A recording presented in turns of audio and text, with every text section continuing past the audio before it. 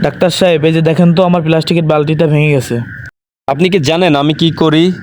জানি আপনি plastic surgery করেন।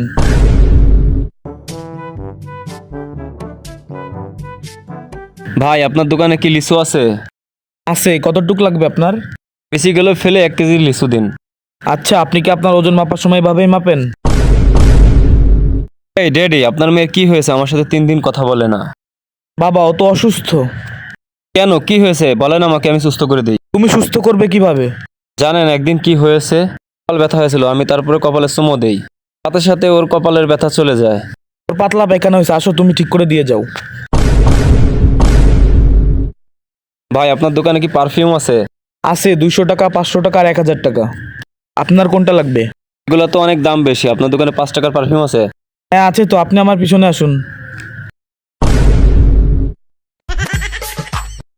বল্টু, তুই আজকে পড়া পারিস নি, তোকে আজকে সবার সামনে প্যান্ট খুলে মারবো। পড়া তো আমি পারি না, আপনি কেন সবার সামনে প্যান্ট খুলে নাচবেন?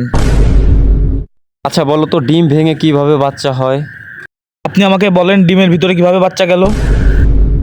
Split T on the table, এটাকে মাতৃভাষায় অনুবাদ করো। মাতৃভাষা মানে তো মায়ের ভাষা, তাই না স্যার? আমার কাজ না বলে তো শান্তি হয় না, এখন চাকরি তোর বাপ বানাবে? যেখানে গোবর আছে সেখানের ঘাস অনেক লম্বা হয়, যেখানে গোবর নেই সেখানের ঘাস অনেক ছোট হয়।